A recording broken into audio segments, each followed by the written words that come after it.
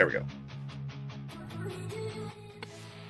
We're live, ladies and gentlemen. Welcome to the podcast, Halloween SpookTober edition, with two of the most incredible people I've heard of for some of the best evidence to verify a lake monster, Richard Rossi and Kelly Tabor. How are you doing, guys?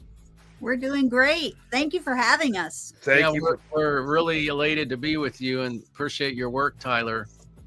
Thank you very much. All right, so you guys, why don't you tell the audience? We've been talking backstage, and obviously you guys sound amazing, but tell the audience, because we got some people filing in already, a little bit about yourselves, what you guys are into. Ladies first? Well, I'm Kelly Tabor, and I am a retired school teacher. Okay. I grew up in Crown Point, New York, which borders Lake Champlain, and I've been living in South Carolina since the 90s, and I've always told my students stories of the Lake Champlain monster. And so when Richard found out about that, he thought it would be a great idea to possibly write together. So he asked me if I would be interested in writing a children's book series with him and co-directing a movie with him. And I was at the retiring spot in my life, and so I thought, wow, this is pretty awesome. You don't get opportunities like this very often. So of course I said yes, I would do that. So here we are. Yeah, and I had become a grandfather, and I was thinking, I'd made a few films. I live in Hollywood, California, and I was thinking I'd like to make a film that would be a family film, and so I play the grandfather in our movie, Lucy and the Lake Monster, and the story is that we're looking for Champ, the famous Lake Champlain monster. My granddaughter is an orphan, and she was played by Emma Pearson, who's up for a Best Actress award this weekend at Vermont at the film festival for Lucy. And I was just hoping that I could find a story that would be really like something that'd be classic for the whole family. As an actor, I got a job in a musical in Los Angeles about Alice in Wonderland, and I played Lewis Carroll, and it was about how he created Alice in Wonderland. Okay. I learned, doing some research, that he was a pastor. They call him, I think, a vicar in England. And one of the little girls in the church, whose dad was like an associate vicar at the church, was named Alice, and she was always bugging him to tell her story. So he just makes stuff up about Alice going down the rabbit hole. And I thought, wow, now that I'm a grandfather, and I'd almost died, I had a few life-saving surgeries, I thought I'd like to do something. But then I remembered Kelly. We've been lifelong friends for decades. I remembered how when she would tell these stories about Champ, the kids would be so riveted, you know. Mm-hmm. Like when I was a boy, Bigfoot had that kind of impact on me when I saw the Patterson footage from I think it was the late 60s, and it's kind of jittery at first, and then you see Bigfoot making that walk, you know. They called him Patty, or her Patty, because it was the Patterson footage. But I remember that they had a movie kind of built around that footage I saw as a kid, and it was just riveting, you know.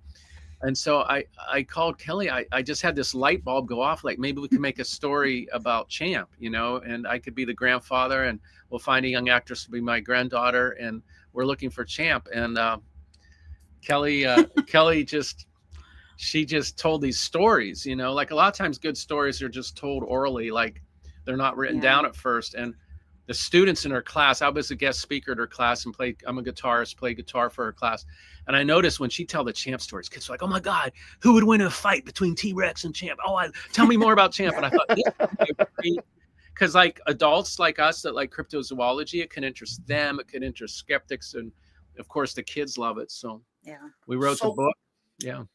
So what was it that got you guys interested in Champ? For those who don't know, Champ is a Lake Champlain lake monster. It's America's Loch Ness monster, and surprisingly, there's more evidence to suggest that, you know, there's people that say, well, Loch Ness, it doesn't exist, it's too cold, but there's a lot of evidence to support the theory about a monster living in Lake Champlain. Yeah, I'll be happy to go first. Well, Kelly can go first because she grew up here and knew about Champ way before me. So why don't you? I cannot ever remember not believing in Champ. Ever since I was very, very young, I have always looked for the Lake Champlain monster. My family owned a cabin on Lake Champlain, and that's where I spent my summers. And whenever I was down on the rocks fishing or out on the boat, I always searched for Champ. And there were lots of stories I heard about the Lake Champlain monster, people that I knew. I've had family members that had seen Champ. And I have never seen him personally. Like other people, they normally see it surface, and it usually surfaces very quickly.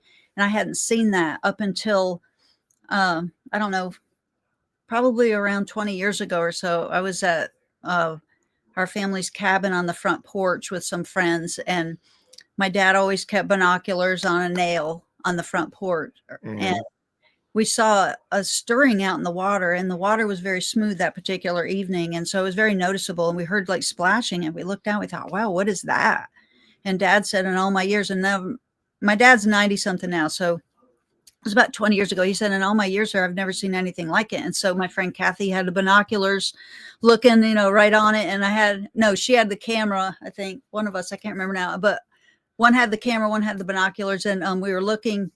And it came straight at us, and it made a big wake. It was a V, and it was coming straight at the porch, and it wasn't veering to the left or right. You know how a fish will swim sometimes like this? It wasn't making that motion, and it wasn't going up and down. It was just straight, almost like it was like a motor underwater. And so it came right at us, and then it made a 90-degree turn and went off to the next point and never surfaced. And you can't really, Lake Champlain is kind of murky. And areas it's got a clay bottom, and so it's kind of murky, so you couldn't really look down and see what it was under the water, which was a bummer because I really wanted to get a glimpse, and I was hoping it would surface, but it never did. So that's my experience with what I believe were the effects of Champ. But I'm still looking for it to surface too. I mean, just today we were coming back from Vermont, and from Middlebury, and there's road that goes right along the water right there. I mean, my eyes are always scanning the lake ever since I was very little, and I still do. There's a road that goes along to Port Henry, New York, that borders Crown Point, and that's known as the home of Champ, where a lot of sightings have been seen right there in the Boaga Bay area, and it's good. A lot of good areas there to look to. That's open Yeah, so water. she's the true believer in the writing team here as writing partners, and I'm the doubting Thomas, the biblical story where the other disciples say Jesus rose from the dead, and Thomas is like, wait, I need some evidence here. I need to put my fingers in his wounds of his hands. So when Kelly spotted the footage that we inadvertently had some drone footage of Champ, we had just had a drone donated to our cameraman when we were shooting our fictional film, Lucy and the Lake Monster. So we're learning how to use this. And those of you that maybe not these techie experts, like I'm not a super techie drone expert, and Daniel, our DP, was kind of getting the ropes of how to use this. So quite honestly, a lot of our drone footage is drone just going off in a lot of different directions, and not all of that drone footage is something we could use in the film. But at one point, Emma and I were in a rowboat, and we were out in the deep part of Boaga Bay in the lake. And I said, let's just get some aerial shots of the lake. It'll add some production value to the film. And so we put that drone up there. And that was in the summer of 2022. We were shooting the movie. And because we're a micro budget film, it takes a little longer, the editing process. So 2 years later, last August, Kelly in South Carolina had a big screen TV and had the footage blown up, the drone stuff. And she said, oh my God, in the bottom right hand of the screen, Champ is following the rowboat, and told it to me. And I called him immediately. He was in California. I said, Richard, you've got to go to the 4-minute something mark in the part that I was editing. And it's the first time I had edited on my big screen TV. So you could really see a lot of stuff on a big screen compared to a small computer or a phone. And I called Richard. I said, please look. And so he looked and he called me back. He's like, oh my gosh, how did we miss this? But like under the water, you could see. Go ahead. Yeah, something's there. She was 100% sure it was Champ as the true believer. I said, well, as the doubting Thomas here, I want to get some scientists to look at this. And so I wrote a bunch of scientists. I had a requirement that they would have a PhD in science and everything, because I wanted to look at the evidence as somewhat of a skeptic. And quite frankly, the vast majority of the scientists were really busy as professors teaching class and doing research. And they're like, okay, some crackpot sending me has a video of a plesiosaur, which have been extinct for millions of years. And, so a lot of them just blew me off. I had like maybe 2 or 3 were very nice and gave me their feedback, which I'm grateful for. But I was thinking, wow, we need someone with more resources. And then out of the blue, we didn't even like solicit this. In fact, Kelly was like thinking, is this another weird stalker? Because we've had a few, you know, once the book and film got popular, we've had a few weird stalkers contact us and stuff. And she said, some girl is telling me she works for William Shatner, Captain Kirk. And I don't know if this is real or anything, Richard. And Is it a scam? I didn't even answer it. I was like, give me your name. You know, I'm here in Hollywood and Los Angeles, and I work as an actor, and I know people in the industry. Let me vet this. And sure enough, she was like a production assistant for William Shatner's show Unexplained, which one of my mom's favorite shows, and it's been a hit show. And I said, she's the real deal. She's legit. So they set up to do a show on it and an interview on it. And here's the great thing was I was kind of saying it like in faith that we'll get some scientists to look at this. Shatner, is part of their show, he taps a team of scientists to vet the material and to go over it and to study it and everything. And so like he had the resources to do what I wanted done, to have some more experts look at this, because I don't consider myself an expert on this, of course. I'm just a guitar player and a filmmaker. But, good one. Oh, thank you, Kelly. So Shatner looks at it and he's like, since the Mancy photo, there hasn't been any like really big evidence for this. Oh, and when we were invited to see the Mancy photo, the original, which I was like, oh my God, this is the Holy Grail, I noticed that the Mancy photo, which is great and iconic, and I'm not dissing it all, but I notice a lot of times online, they kind of zoom in and they sell the photo a little more than what it looks like when you actually have that Polaroid. Because when you actually have the Polaroid, you notice that the champ is really close to the shore. It's about maybe 14 feet deep at the most. And so it's like, whoa, this isn't quite as majestic when you realize how close this is. Not that, because my mind is thinking skeptically, how can this huge plesiosaur swim in like the real shallow, close in? Now, I know that doesn't negate it, because like a lot of the shark attacks, sharks are big and they attack a lot of times in very shallow water. But when I read the scientific feedback on the Mancy photo, I love Sandra Mancy in the photo, don't get me wrong, but a lot of them are like, wait, this is very shallow. There's nothing for scale, so we can't tell how big it is. She doesn't remember the original spot where she took the photo. She doesn't have the original negative. So what happened accidentally with our drone footage was we were in this boat that was 11 feet, just under 12 feet long. Mm-hmm. And Shatner's team said, this thing has the body of a plesiosaur and it's bigger than the boat. And we know the boat is like 11 feet, 9 inches. Oh my God, we finally have scale here. And you know exactly where you shot this. And you have witnesses, multiple cast and crew witnesses that know where you shot this. They're like, oh my God, the issues we had with the Mancy photo, we don't have with yours. And so I should turn it over to you. You're the true believer. Let me just say, the doubting Thomas is converted, because if Captain Kirk says thumbs up, I feel like we can take it to the bank and say, Yeah, when I first saw it on my big screen TV, I saw like what looked like a skinny neck, and then the body got real big, and then it looked like there was something on either side of it, like propelling, making it go forward, and the head was kind of going back and forth. And I wanted to see it better, so I took a picture of my big screen TV with my phone, and then I went like this to make it bigger, and you can see it bigger. The beginning of it, you see it slightly, and then there's like a breeze that goes across the water, and you can't see it as good, but then it clears and you can see it better, and it really shows up on the Shatner show. I noticed. I don't know what they did to make it so clear like that, but you could see it really well. Yeah, they did like zoom in, and they have technology that we didn't have. Yeah, they did things to enhance the morphology and everything, whereas like I felt, because we weren't techie and didn't really know how to do a lot of that, number one. But number two, within the cryptozoology world, sadly, we've learned like there's like a lot of like competition and rivalries and jealousies and things like that. So there were people gunning for us because they wanted to be the first to get some really cool proof.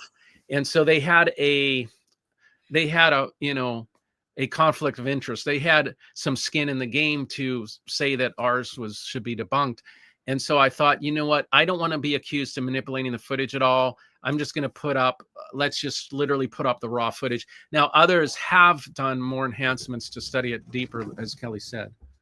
Well, now, I'm sorry, Kelly, but I just got to ask. This is one thing that drives me nuts about cryptozoology. You're all searching for the irrefutable proof in the existence of something, whether it's Bigfoot, whether it's Nessie or dinosaurs in Africa, Mothman. And this really is one of the things that irks me about the field, is that you have this competition where people will literally throw doubt at something. If a footage comes out or a photo, like, for example, your footage of Champ, you have other people who are searching for Champ that will throw doubt on it. And it's like, why? That proves that what you're looking for is there. What you're looking for is something. So, and that's one of those things that really drives me nuts with cryptozoology, especially with like ghost hunters and people who search for UFOs. They're always they're like, hey, don't listen to that guy. Okay, he caught Champ on a fishing line inside his pool. You listen to me. That's not Champ. That's an animatronic. It's the idea that you guys are searching for something. Man, that 1,000% agree. That's such a great point, Tyler. It's kind of like religion too. Like our movie Lucy and the Lake Monster, I look at it like an allegory for religion in a way, because like Lucy has faith and belief in Champ, but there's a lot of skeptics and bullies that put her down. But you notice in religion, there's like, even within Christianity, there's like 28,000 denominations. They fight over everything. Like I was raised Catholic, where when our baptism was, we were sprinkled as babies, right? When I became a teenager, my friend's dad was a Baptist preacher. He's like, do you want to get baptized? I was like, I already was. He's like, no, that doesn't count. You have to get immersed fully in the water as an adult. I was like, well, okay. So, I did that. And then, I'm a guitar player. I was invited to give a concert, and one of the hosts of the concert was telling me about their church. And he said, I want you to come to my church and get baptized. I said, I've been baptized twice. I was sprinkled as a Catholic. I was baptized by immersion at a Southern Baptist church. He's like, oh, whoa, no, doesn't count. He said, we're grace brethren, and we do a triune immersion for the Trinity. So we baptize, you have to be dunked 3 times or it doesn't count. In the name of the Father, dunk. In the name of the Son, dunk. In the name of the Holy Spirit. And then when I was living in the South, where Kelly and I first met in Virginia, I was working at earning some side money at an Italian restaurant. I'm Italian. Rossi's the most common name in Italy. So I was a cook at an Italian restaurant. Well, my boss, the manager, invites me to his church. And I thought, he's my boss. I'll be respectful and go. And I went to his church. Have you been baptized? Well, to him, none of the other ones counted. None of the other ones counted, because he said, you are baptized in the name of the Father, Son, and Holy Spirit. You have to be baptized in the name of Jesus only, because we believe as United Pentecostals, if you say it wrong and say Father, Son, and Holy Spirit, it doesn't count. You have to just say in the name of Jesus. So like cryptozoology, I was like, man, this is just like religion, people fighting that they got the real evidence of Champ. Yeah. So, you're absolutely right, Tyler. One thing I thought was really interesting, when Richard posted this on YouTube, I love to see the comments that people made. I read all kinds of comments, and I didn't make any comments. I just wanted to see what people were saying, and I was amazed because there were thousands of people making comments and just on our video there, we don't have comments on our video, but she's talking about it as like other people posted it, like on Reddit. Oh, okay. Yeah, and people were saying all kinds of interesting things. And there were a few skeptics that came on and said, oh, yeah, right. They're making a movie about Champ and they happened to see it. But honestly, that's what happened. And the neat thing about it is we weren't even looking for Champ that day. All we wanted some aerial footage of Papa and Lucy in the little rickety-rackety rowboat in Boaga Bay with the beautiful scenery, because I don't know if you've ever been to the Adirondack Mountains. That's just gorgeous up here in the summertime. All the greenery is so pretty, and we wanted that in our film. And we didn't even know that we got that footage until we sat on it 2 years. Like 2 years later is when it was finally discovered. And it was so cool when we were premiering the film. We were in Vermont at the Marquise Theater, and we had a Q&A. they knew to look for it at a certain part in the movie because we actually left it in the movie because we thought we're going to leave this in the movie. We're not leaving this out. This is too important. And so when that part came up, people in the crowd were all pointing at it like, oh, there it is. There it is. Like they were so happy. And it was obvious to them that it was Champ. All right, well, Yes. we do have the footage pulled up. I Oh, would like thank to you. go ahead and show it. We can discuss it a little bit. So, Okay. just what exactly you guys think this is and what the audience might think it is. So, let me bring this up and enlarge this. Now, for everybody watching, okay, so this is Richard and the actress for Lucy in the middle of the boat. You're going to want to watch in more the upper right corner around here. You can kind of see it sitting there. Actually, if you think about it, I mean, I don't know if that's video distortion, but I can see it. I kind of see what looks like flippers. I'm not sure, but you're going to see it slowly drift closer, and it's going to make a very erratic movement at one point. So just keep your eye on it. I'll put my mouse cursor on it. It's right there. This large mass gets really close to the surface. I mean, first of all, that's probably the best we're gonna get. I can't highlight. I'm not Captain Kirk. I can't enhance this, unfortunately. Side though. It's first of all, whatever it is, yes, it's definitely as large as the boat, if not a little bit bigger. That's pretty amazing. that looks like either the scene from a horror movie about a lake monster attacking people, or that's crazy. Because the only thing you're missing there is the jaw scene, and I'd be like, oh shit. Well, it's kind of retroactive horror for me because I was Mr. Calm, Mr. Skeptic, Mr. Doubting Thomas. But when Shatner's team verified this, then it hit me after the fact.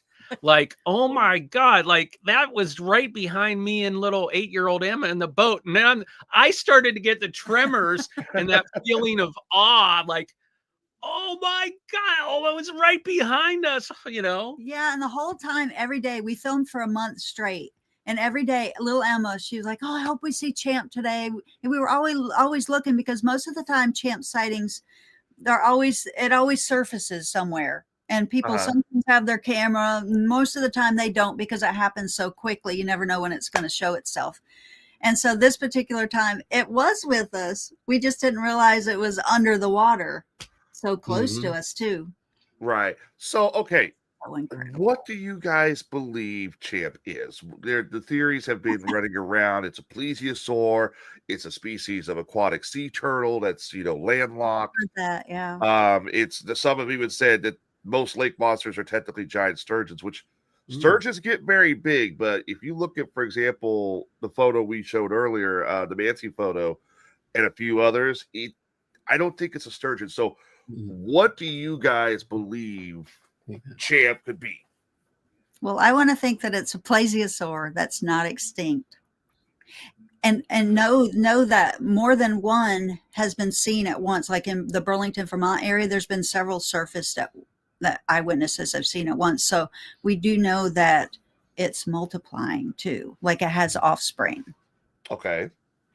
Yeah, on the Shatner show, they did show a skeleton. I think you have the newspaper. It was a front page story in the paper. Oh, yeah, that's right. I think we mentioned that earlier, but they did have a plesiosaur skeleton here. Yes, that's a plesiosaur. Yeah. So that's kind of where I'm leaning. I'm no expert. How about you, Tyler? Do you lean towards any of the theories more than any other one? Well, so they have discovered fossil remains of plesiosaurs. Originally, they thought plesiosaurs couldn't live in fresh water, but they have found fossil remains of plesiosaurs that did live in fresh water. So now we know they can. Most plesiosaurs went extinct around 65 million years ago during the asteroid impact that destroyed the dinosaurs. Mm-hmm. There are scientists who claim there could have been small pockets that may have survived, but you're talking like almost they survived after the impact. It wasn't a sudden like boom, they're all gone. It was like a few stragglers that it wiped out their ecosystem so much that they couldn't rebuild. One thing about Lake Champlain, it's a very deep lake. Yes. And a lot of people have said that there are caves and caverns like underwater. Yeah, and that's also been a theory with Loch Ness too. I think they just discovered a cave system in Loch Ness. So we know there are survivors, such as the coelacanth, for example. There are species of animals that survived extinction. The big issue with the plesiosaur being Loch Ness or Okanagan or Champlain is plesiosaurs had a lung-based system, which means they had to surface quite frequently to breed. Now, first of all, you're talking a difference between 65 million years to now. What you're going to have is not a plesiosaur. There's a potential this creature could evolve to different traits. There's a potential it could evolve to have a better skeletal system, more, stronger paddles, gills. There's a possibility it could evolve to have gills. So what is in Lake Champlain and all these other areas? Could it be a plesiosaur? Yes, it very much could. But it could also, because the argument's always, well, they need air, they need lungs, they need they have the surface to breathe. If you live so long in an ocean, there's a potential you could develop gills at some point. Mm-hmm. That's my theory on it. It's a really interesting theory, Tyler. It's kind of like the lungfish in reverse that had gills and evolved lungs. It could have worked the opposite. That's a really interesting possibility. You've opened my mind here just now that Champ could have been a species that through adaptation evolved from a plesiosaur, possibly. That's really interesting. Also, I will tell this, that the lake freezes over in the wintertime, and there is one channel that goes up the lake where the ice is kind of like, it comes together and it breaks. Mm-hmm. So there's still areas where something could surface, but a lot of people have not seen Champ during the winter because it's frozen over. But there are ice fishermen that have said that they're in their shanties fishing or outside on the lake fishing, and they see this huge dark shadow go under the ice. No, screw that. I'm not going. I don't ice fish. Now you're going to ask me to go ice fish on Lake Champlain with a plesiosaur that may or may not have a taste for human flesh. No, that's a horror film. No. You can go to Port Henry, New York. There are fishermen up there that are diehard fishermen that go out in the lake, and they swear that they've seen dark shadows going under the ice. That's where I'm like, oh, you want me to go ice fish? No. Terrible idea. Ice fish where a lake monster's at? Get the hell out of here. Yeah, I'm with you.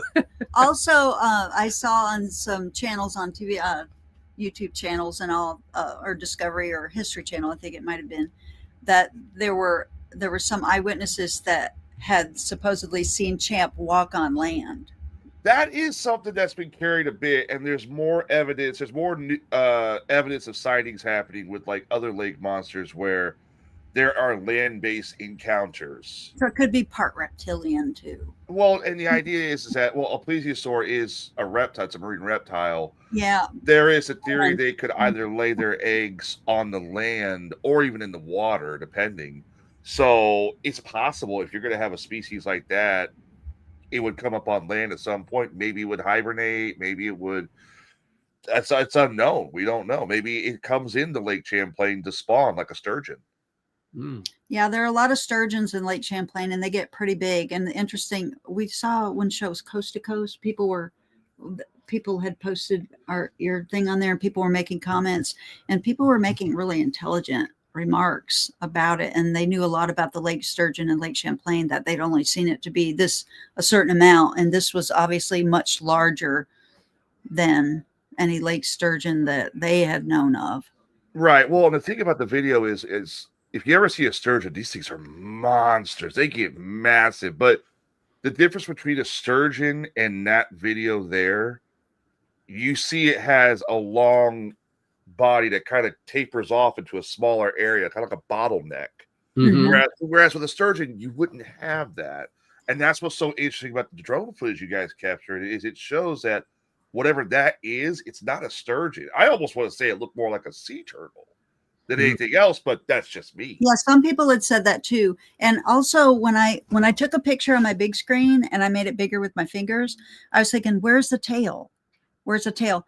And I noticed on my picture, you know how water sometimes, if you splash, it gets foamy at the surface. There was a little white foamy area I noticed at the surface, and I thought, well, maybe the tail's going upward and touching the surface, like the very tip. that was my thought. I thought maybe it could be. I don't know if that's what I was seeing, but I saw a little white like dot where it could have been upward and not going out where you would have seen it going out. Yeah, and you know what's interesting? I mentioned how I loved Bigfoot as a kid, and the Patterson footage is some people have been comparing our drone footage to the Patterson footage in that people are debating it. Some are debunking it. Some are saying it's real. And there's all this cool discussion about it. And we like that, you know, we really like the fact that like people are examining it and discussing it. And it's just really interesting to learn. Like I just learned from you tonight, a theory I hadn't thought of, that maybe the plesiosaur evolved into a whole new species. Yes. That is champ. That's a really interesting. I don't think we talked or really talked about that possibility, Kelly. Yeah, something else that we discussed too.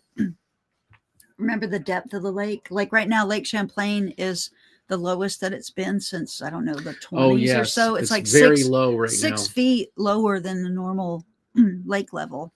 And so it's very low. So I was kayaking recently and I was out far. I was way out away from shore. I don't know how many yards out, but I put the oar in the water and it was only like a foot deep. You could see. Yeah. Whereas when we got this drone footage, the reverse was true, that it was way deeper than normal, which makes sense too, that would be more optimal to have had something like this happen. Yeah, there hasn't been a lot. I haven't heard of any sightings this summer, actually. I haven't heard of any this summer, and it might be because of the lake level is so low. Maybe it doesn't like. Let me see real quick, because exploring the area or feeding maybe. Yeah, it's very low. Okay, so obviously the big news story about Champ is two things. One, your drone footage, and the second is the museum they opened up at the Leahy Center. Yes. Yeah. Yes, it's a really cool Champ exhibit there, and that's where Sandra Mancy and her will donated the iconic Polaroid that she took. The old Polaroids, a picture kind of comes out for those of you that are young, and you just have that one, and so they have it under lock and key and under glass, and that's right in Burlington, Vermont, right there on the waterfront. And they took us in the back room like it was like a mysterious ritual, and they let us see the original footage, which was really cool, and. So we were back here shooting for the sequel to Lucy and the Lake Monster. We're almost done filming part 2, which is Secrets of Lake Champlain. And if anyone wants to watch Lucy and the Lake Monster, it's free. Like I said, it's on Freevee, Plex, Amazon. You just have to watch a couple commercials.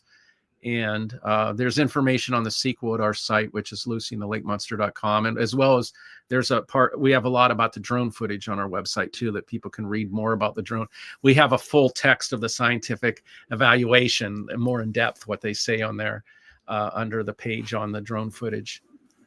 Now you mentioned there wasn't really a lot of news about Champ this year. There's actually another video that just came out. It's really interesting. I'd pull that up for you guys real quick if you'd like to see it. Okay. Unfortunately, even though Champ gets a lot more evidence, it doesn't really. Everybody looks more towards Bigfoot and Loch Ness. Those are your big ones. Yeah. Unfortunately, so go ahead and pull this. This was apparently videotaped this past July. Okay. Yeah, something just kind of swimming around back there. You see it break every once in a while. Mm-hmm. Yeah, it's interesting. I remember as a child, I would see the barges go up and down the lake. And I want to say it is, but it's hard sometimes to tell because the waves. Oh, yeah, it does look like something darker. Yeah, like at one point, like maybe a back breaks, like right here, I think it slows down. Uh-huh.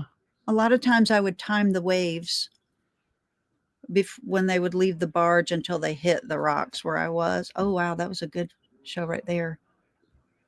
Why is it every footage of a monster, whether it's Bigfoot, the Yeti, Champ, the camera angle, you see the camera operator, I know they're holding the cell phone with a hand, but at one point they just do like this circular pattern. It's like that's how you summon the monsters for your videos, and it causes that out of focus part.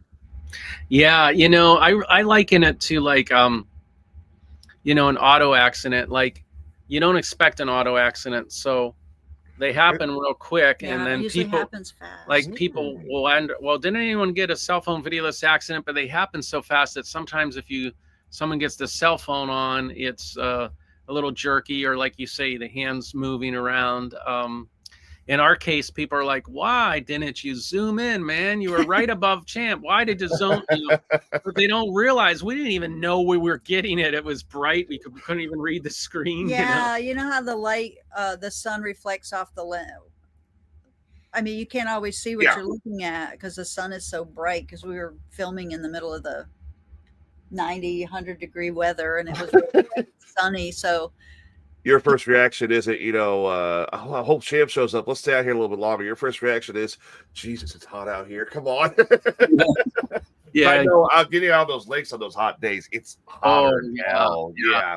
It really was. I used to work on roofs where that sun would be beating down on the tar roof, and I'd be ready to pass out. And this was kind of reminding me of that. Like, we were ready to.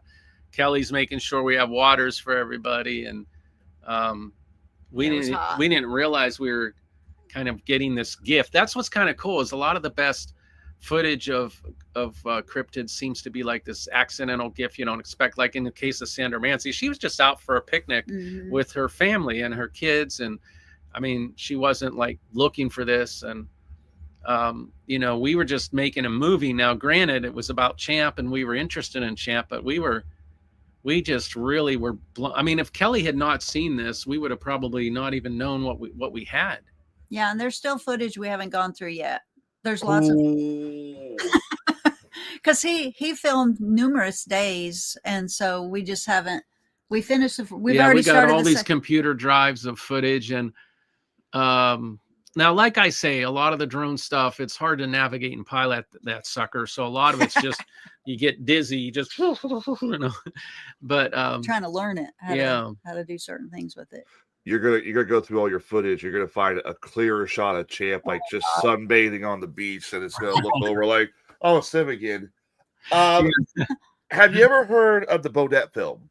Yes. Oh yeah, we did hear about it, and it's really intriguing, Tyler. How I saw the one shot that's been shared, but they claim there's more under a vault somewhere that like some lawyer tried to buy for $100,000 and they wouldn't sell it. So there's been this mystery of, do they have any more good stuff, and why wouldn't they release it, and why did they not take these financial offers? There's a lot of intrigue about it. Well, apparently it's called lost media, which is I've found out is apparently a growing thing. So there are people who claim to have videos, clearer 100% video proof of UFOs right above them, or aliens, videos of the second angle from the Kennedy assassination, stuff like that. They don't want to release these because they claim the monetary value of these videos is so massive that if it was released to the general public and the people learn what was on that video, the value goes down. So people trade these things. We're talking like Super 8s, audios, photographs, videos, even the full cell phone that's recorded on. And the Bodette film was released back in like the early 2000s. It shows the boat looks like it kind of passes by Champ, and you see its head kind of looking up at him. People who have seen that claim the video shows different animals and that they actually break the surface. Something like that is like, I hate that, and the fact that people keep this stuff for monetary value, but it's like, you're talking about evidence that could practically change science, and you want to keep it for like what, a couple $1,000s? Get out of here. Yeah, I've been critiqued by my family and friends of not being mercenary, because like I just put ours up on YouTube, and I have the attitude that share it with the world, let them discuss it. And I'm not a very mercenary person, to my detriment financially sometimes. Like Kelly and other friends and family, like I was played a comment in a film called Canaan Land, which has a cult following, and I wore this gold glittery jacket, right? And it is a certain jacket of my character, and people love this jacket, right? So there's like a dozen stores. If you Google Richard Rossi, Canaan Land gold jacket, there's stores like making so much money. They're selling them for like $150. And people are like, you must be so freaking rich. You know what? They use my likeness, which is they use my Picture. face. He uses picture. And they're making all this money. And my mother is ready. My 88-year-old mother's ready to throttle me. She's like, Richard's, this is, not right. It's the brother Billy Richard Rossi brother Billy jacket. If you Google it, so you'll see it. But I just don't know why. I've always been a lover, not a fighter, in the sense I think, well, they are marketing my film and they're making money off me, but I'm one of those people, like a lot of people have made money off me and I haven't, more than me. I had a friend that sadly passed. It was a pop idol when I was a little boy. There it is. Yeah. 134. Yeah. And I haven't got one penny. They're using my face, and that's me from the film. And I have one. Yeah, she got one. She bought one. Dude, that is one I would get made into a painting, and when I get my studio, I'm getting that mounted up on the wall for sure. I love it. You gotta see the movie if you haven't. Yeah, it's free on Tubi, Canaan Land, if you want to watch it. But that gold dust coming from my hand, he cons people that he has the power to bring like gold dust on them and prosper them, and call down gold from the golden streets of heaven. But but yeah, like I had a friend in the 70s. He was on this show, Partridge Family. He was the big pop singer.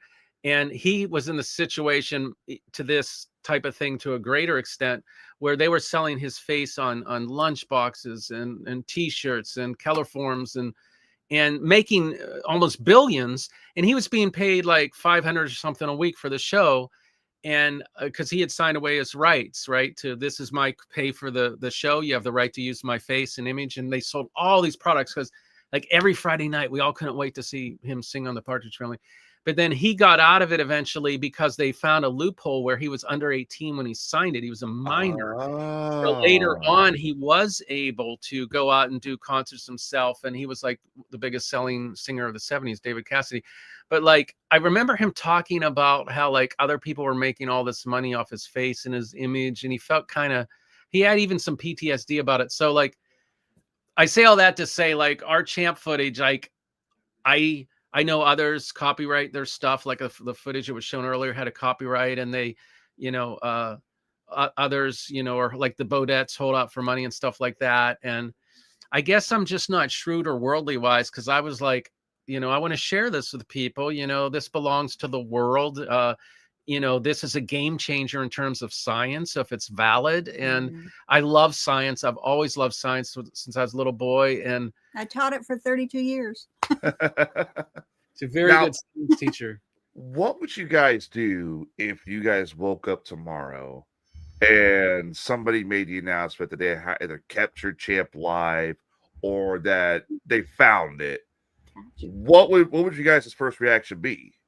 Oh, it would be so exciting. I would not want them to, of course, harm Champ in any way. Yeah, there's a law of protection. There's several laws. Yes, it's the same laws with Bigfoot. You can't kill a Bigfoot, I found out. Yes. My argument with Bigfoot, I don't believe in Bigfoot, but that's because my friend Bubba has sent me thousands of freaking videos that you can clearly tell it's a guy in a costume. Yeah. My argument with Bigfoot is, where's the body? With lake monsters, that's a big question. Yeah, they try to answer that and say, well, in the wild, other animals always eat the carcasses. You don't see a lot of corpses of animals.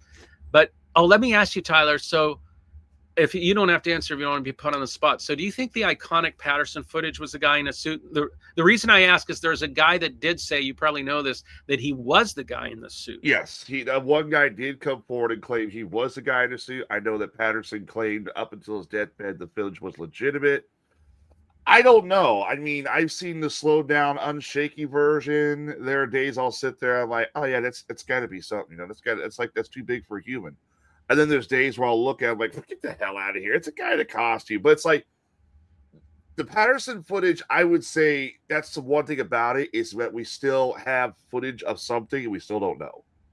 We don't know what it is. It's been debated for years. People have tried to replicate it. Part of me wants to say it's 50% fake, 50% real. But I can't tell, because the footage is so shaky. And even when you see it stabilized, it still has such a wide gate of a walk. I mean, but it's a wide gate a person could do. Mm-hmm. So So I'm kind of the same. I'm ambivalent and go back and forth listening to the different arguments on it. And of course, as a kid, I believe 1000%. I was so into it. Yes. Well, and I tell people the best Bigfoot footage I've ever seen wasn't the Patterson footage. There was a guy, he was down in Arkansas. I think he was like pig hunting or something like that. And he kept hearing what sounds like tree bark being pulled apart.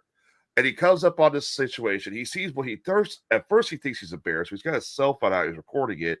And you see this bear is like pulling tree bark away. All of a sudden, this bear stands up. It's not a bear. It's got like broad shoulders and everything. And that's it for the guy. The guy goes running. And I'm just sitting there thinking, you could have sat there. You could have recorded it more. You have a gun. If it charged you, it's self-defense. And if something happened to you, your footage would at least pay for the funeral costs. Come on. You would be like idolized. They'd make a statue for you. So Bubba, who that's the one who has ruined Bigfoot for me, says you can kill a Bigfoot just against the law in certain places unless they change that. And if it's me dying or Bigfoot dying, I'm dying. You need to change your YouTube logo, Bubba. And you also have a listener who says they watched David Cassidy. Oh, great. I'm glad you enjoyed him, Holly. He was a great singer. You know, his hit song, I Think I Love You, hit #1 and knocked the Beatles' Let It Be off the charts back in 1970. So, and you can, of course, go on YouTube and enjoy his music and everything. But he was like a person who had his image and face exploited to the max back in the day. And, you know, if others, I kind of like that others are taking our footage and even putting up their own videos about it. Like, some people have done like really cool zoom ins and they put like some sort of dye or coloring into the body to make the morphology of the body in the anatomy a little more visible. And like, I kind of like that, you know. I feel like the Patterson footage, like it belongs to the world. It's something that anyone can watch on YouTube. And the way I look at it is if we're generous, it comes back to us, you know. People, we've been blessed that people like our Lucy and the Lake Monster book and film. You know, I've made 4 films and it's doing better than any of my other prior 3 feature dramatic films. And I feel really, really grateful and blessed, really. Yeah, back to your question about how would we feel if somebody captured it. I would feel sad if it was captured, and I'm glad that it's protected. I like to know that it's in its natural habitat thriving. But I am curious to know more about it, though. I would want to know more about it without it being harmed. Mm-hmm. Right. I think the rule is it's the same rule that we kind of copied. Didn't they do that to the monkeys also? Yeah, I think they did, Holly. I think the rule, if they capture the cryptid, it's kind of universal. You capture it, you retrieve a DNA sample, you take photos and video, and then you release it. I think that's the rule, because that's the rule. That's the rule I know Illinois has with, you know, Sasquatch. That's the rule Scotland has with Loch Ness. So, I remember one story. I'll tell you really quick. Okay. I was probably in college then. This would have been back in the 80s. Not to date myself, but there was a man that was fishing in Lake Champlain, and apparently he caught something, and it had it was very small, and it had like a horse-like head. And so he put it in a bucket, because that's what fishermen do a lot of times. They save what they catch in a bucket and they take it home and eat them for dinner. But this particular time, he put it in the bucket with some water in his boat. He didn't have a camera, of course, but it was hissing. It was making hissing type noises. And he thought, I need to release this because it looks like it's really stressing out. And so he released it. And a lot of people think maybe it could have been a baby one, because a lot of people have explained their sightings as it having like a horse-like head. Mm-hmm. Right. And I would probably release it because, I mean, yeah, if you catch the baby, you know mama's somewhere nearby. And I don't want that thing coming up staring at me like, what are you doing, my kid? Good point. Yeah. You have a mama champ because, you know, Patterson's Bigfoot had breast and was female. Yeah, that's a really, really. Oh, in our sequel to Lucy and the Lake Monster, it'll be coming out next year. It's called Secrets of Lake Champlain. We do touch on this theme of a family of champ. Yeah. So let's talk about the film. You guys have done a film, Lucy and the Lake Monster. It's been very successful. It's available on Plex. It's available on Amazon. I had the Plex link right here. I'm still looking for the Amazon link. What got you guys in the idea of doing Not it's not a horror film. It's actually kind of like I would say a family film. Yeah. What got you guys the idea of doing that? What was the inspiration? Well, Kelly is really the inspiration and muse for this because she is a little girl, went looking for Champ with her Papa Jerry. So the character I play is based on her Papa Jerry. My character is Papa Jerry in the movie. And I just thought that, like, cryptids are kind of magical. And I thought it could be something like my granddaughters would enjoy. In fact, my granddaughter, Ava, she's 3 and loves dinosaurs.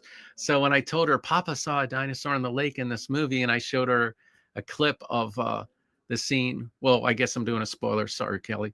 But, kids, I just thought it could be really magical. So we've done book signings at Barnes and Nobles and different events, and hundreds of kids line up. And these kids are like, they love the story. Mm-hmm. And I see the magic in their eyes that I had when I would see like Bigfoot stuff as a kid.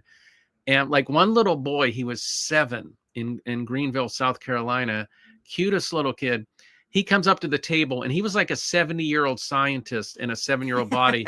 And he was so excited for us to sign the book. And he said, "Just so you know, I'm the resident cryptozoology expert in my first grade class."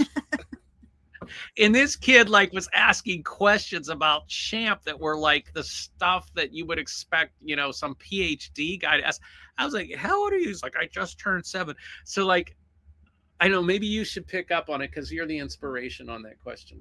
Well, we wanted it to be something good for families to watch. I took my students. I taught 4th grade for the majority of my years of teaching.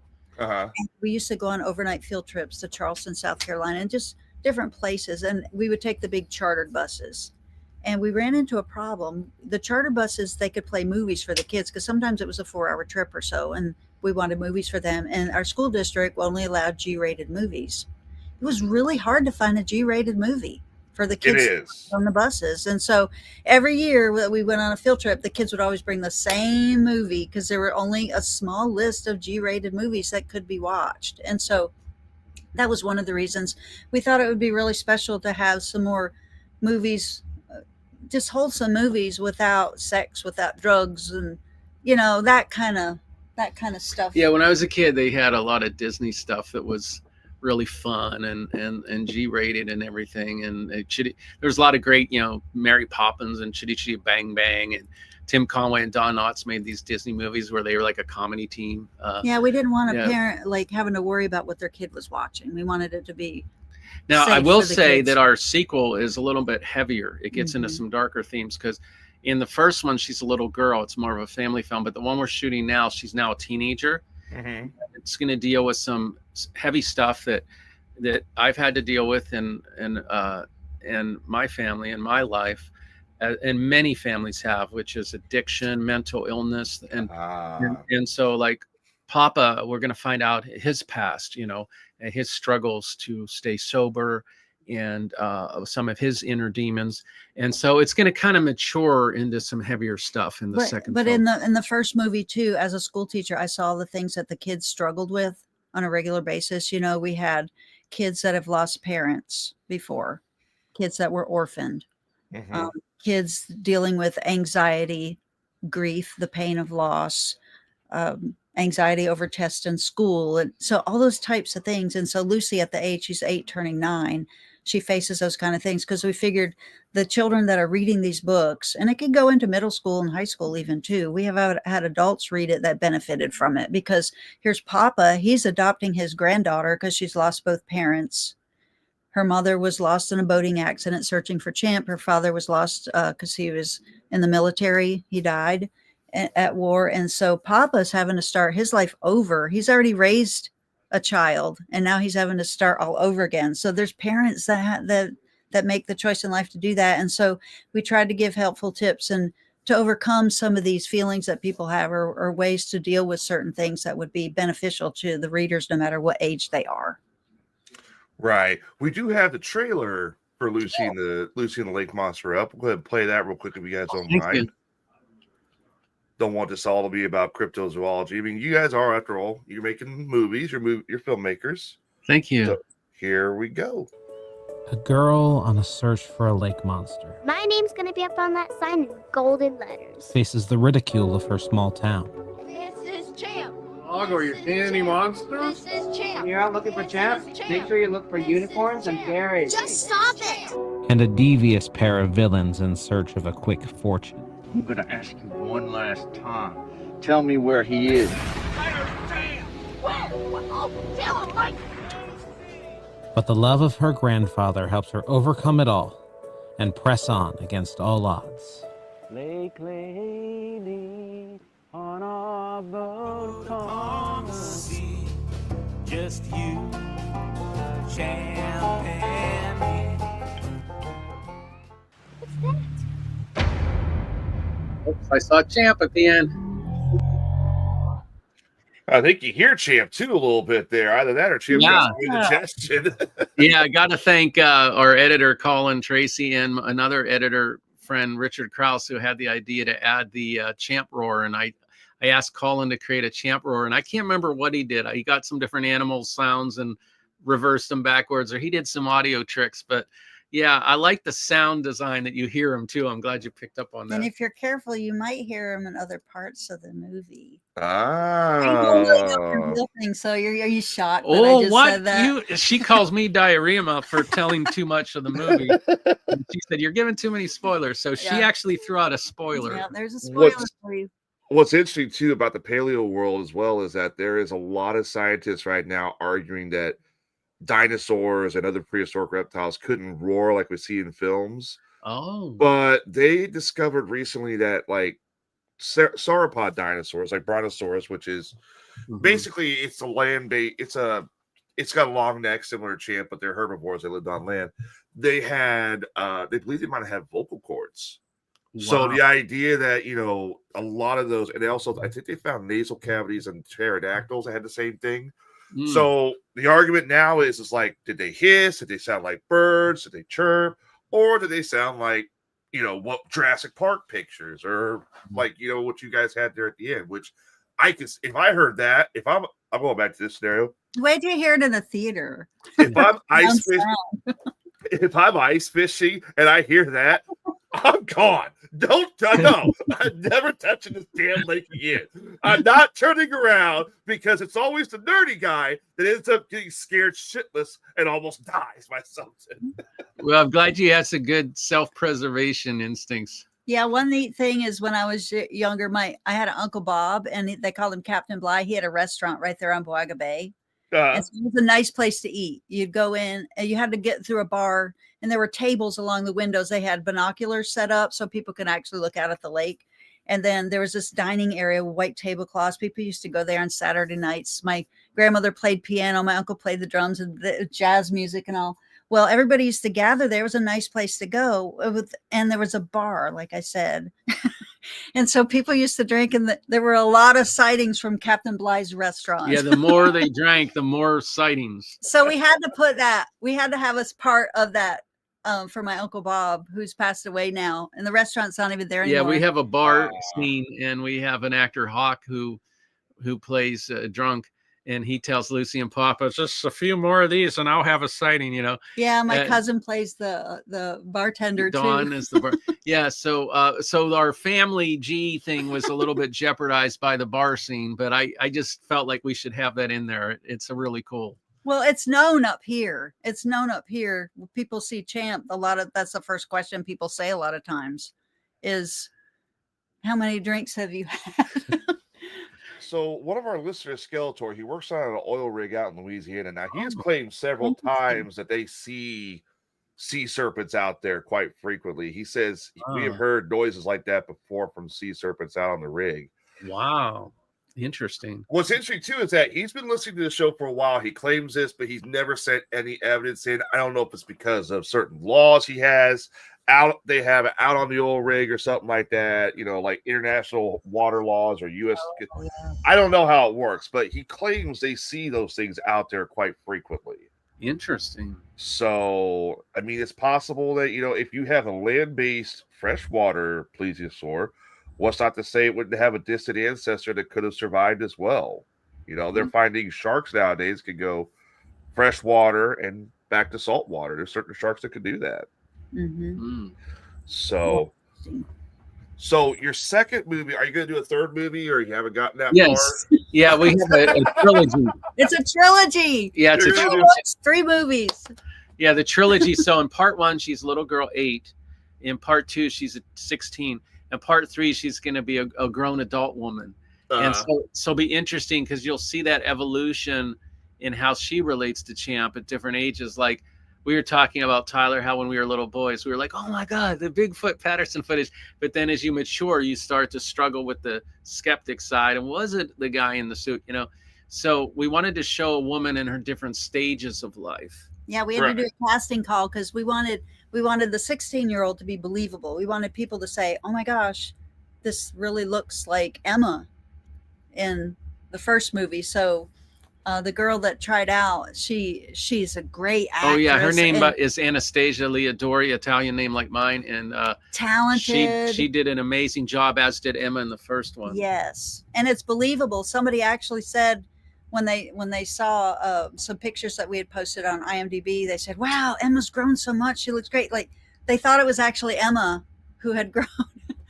So wow, we wanted it to be believable that it's the same person.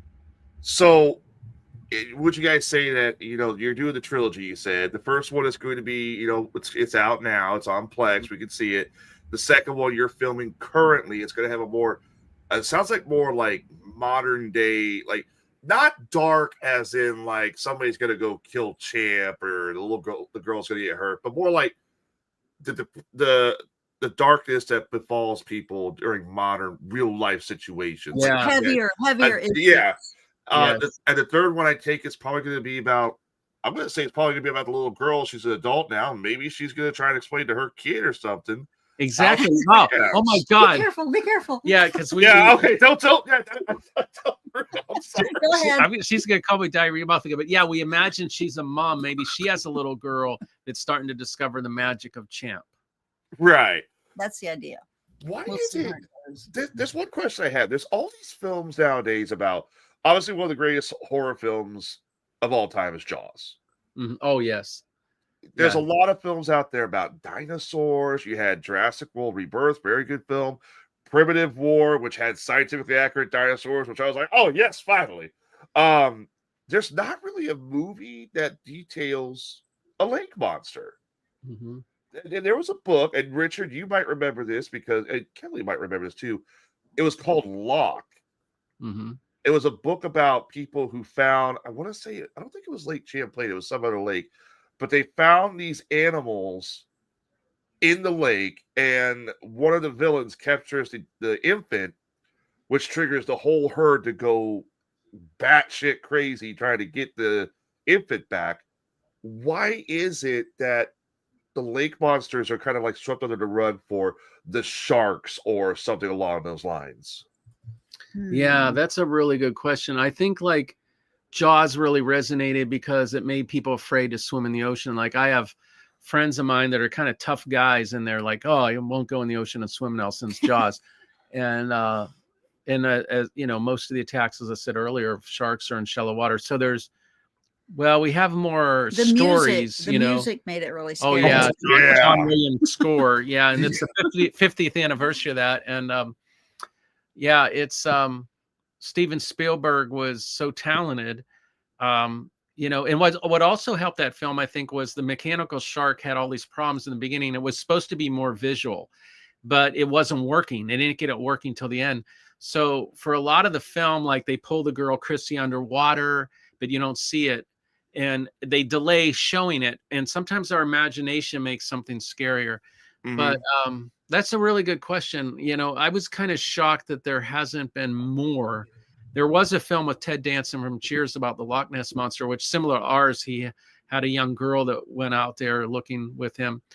But You don't hear a lot about the lake monsters. I mean, people up here in this area in Vermont and New York, we have lake, and into Canada, you know, we are familiar with the lake. So we've kind of grown up hearing about it a lot. But you, to be honest, you hadn't heard a lot about Champ. no, I learned And he through was Kelly. I mean, he grew up in Pittsburgh even, and he's been in California for years and years. And he heard about it from me. So I don't know Yeah, if I a lot wouldn't of even people know even about know. Champ if it wasn't for Kelly. Right.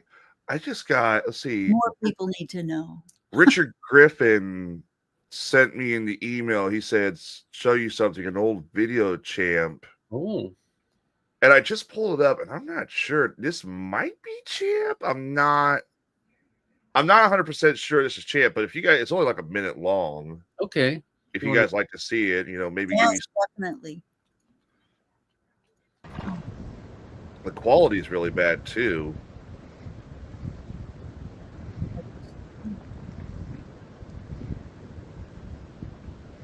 I mean, I can't even tell what the heck that's supposed to be in the middle of the lake there. I mean, turtle maybe. Well, it looks like. Oh.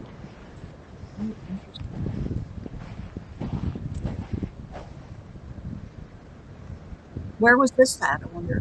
According to the video description, it says it was sent in anonymous to somebody. It's claimed to be Lake Champlain. Hmm. Well, that's a big picture. It is something that was researched. Wow, that is pretty amazing video. Wow. I like that. That's Well, interesting. now we got ads coming up on YouTube, so we can't see the rest. So that's just really weird. It's weird how most of my listeners, I wouldn't figure are big into this stuff.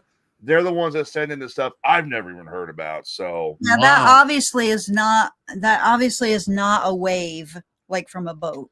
That's obviously something that's stirring around. Like, remember I told you what we saw, my family and friends, when we were out on the porch in the cabin? yes. It was stirring like that, and the lake was smooth like glass at night, and it was a disturbance like that and splashing around, but we didn't see anything. We just saw the splashing and the noise. So it was something under. Okay, according to the According video's description, it says sent in by a viewer. They wrote, "Not sure what this was, but I caught part of it on video. The video is claimed to come from Lake Champlain, and it was massive. The videographer says they first saw the neck was sticking out of the water, staring at them, looked like a telephone pole almost, and then started moving, and then it started swimming 6 feet away, looked to be chasing something. So that's really interesting. I love that. That's great. Right. Well, thanks to you, we got to see footage we hadn't seen, and thanks to the listeners. Richard, I think it was, sent that in. Yeah, Richard Griffin. Yeah, that's really cool that you have an audience that is so interactive. We do get an audience that's very interactive. Oh God, in the comedy shows, we get an audience that's very interactive. But every once in a while, we do get one of them. They say, hey, check this out. Mm-hmm. So we can watch Lucy the Lake Monster on Plex, and we can watch it on Amazon. Correct? That's right. Yeah. I'm trying to find. If they want to keep up with us, we have a website, lucyandthelakemonster.com, and we have a Facebook page, which is facebook.com/champmovie. And I'm really glad you contacted us on there about being on the show, Tyler. I'm really grateful this worked out. I love interviewing people. I do. This is the thing I like the most about podcasts. And the comedy show, it's one thing, but everybody's got a story to tell. And when I saw you guys' story, I'm like, I have to get them on. I have to. And then when you blew me away in the email that you got interviewed by Captain Kirk, I'm like, oh, what have I walked into? The bar set real high on this one. Well, you're the one that followed Captain Kirk. That's pretty cool. So you're up there with like Bones McCoy and Spock. Yeah. Well, I watched all of it. I watched the original series. I love Leonard Nimoy. I love Michael Doohan, who played Scotty. And I love, of course, William Shatner. But as a kid growing up in the 90s, I had the Next Generation. But I was like, it's like, what do you like? You like Pepsi or you like Mountain Dew? It's the same company, but, come on. They're both great to enjoy. Yeah, if you ever get to travel to Ticonderoga, New York, make sure you visit the original set tour. I will. I certainly will. Neat to go. Which is in Lake Champlain area. In fact, we shot on our second film. Most of our shooting a lot of it was in Ticonderoga. Yeah. Yeah. And my brother Gary went with me to the set tour, and we grew up watching Star Trek. And my dad, he had a vise in the barn, and we used to make phasers and the communication devices. And so we would play Star Trek amongst the cedar trees. And and we would have fun. So when it came to Ticonderoga, we made sure we dressed up too. We dressed up like we were one of the Yeah, characters. Kelly dressed as a Vulcan. She was a pretty nice looking Well, Vulcan. I called her a Vulcanette, if there was such a thing. But anyways, we had a day at my school where we dressed up like book characters and different characters. So I decided to be a Vulcan that day. And the funny thing is my students who are young, they're like, well, they didn't know what a Vulcan was. Oh, And I had the pointed ears and the eyebrows and all. I had to go online to figure out how do I make Spock like eyebrows, and they didn't know what a Vulcan was. I was crushed. How do you not know? My fiance just walked in. How do you not know what a Vulcan is? I know, that's I like mean- common knowledge, right? Oh my god! I do have pictures though. I posted one recently online on one of my Facebook page. I posted it. In honor of Shatner having us doing Yeah. a show on us. And But I should have put one. I had a smirk, and I know Spock didn't really have emotions, so I do have a serious face one. I should have posted that one, but I didn't. I did one with kind of like a smirk. Wow. This cat has a little emotion. well, we should let you go to your fiance. It was wonderful. Yes, to visit with I was getting ready to log off for tonight, so but now I'm sad because kids don't know what a Vulcan is. Come on. Yeah, we've got a lot of education to do. Yeah. So, all right. Well, guys, congratulations on the Oh, thank you for having us. We really appreciate it. congratulations on the evidence you found. Clearly going to go down in history. Of crypto. Oh, thank you. Yeah, I told Kelly she's the Sandra Mancy of the 21st century. Well, history repeats. So That's right. maybe your film will be the, like you said, the Patterson film for lake monsters. It's going to be debated for a long time. So. And so now that this is live, people obviously watch live, and so there'll be a link now that we can share with our followers as well. Then we'll Yes. share the link. I can send the link to you through the email so that way you can share it with your followers, sir. Okay, great. Well, you're a Perfect. great interviewer and have a great show, and God bless you and your fiance and your continued broadcast. And God bless you guys. Good luck with the film series. And Thank if you see Champ, tell him Tyler said hi. I sure will, Tyler. We'll see All right. y'all. Bye now. Thank you. Bye-bye. Bye, guys. All right, guys. So we're gonna log off here for tonight. You can check out Lucy and the Lake Monster on Plex.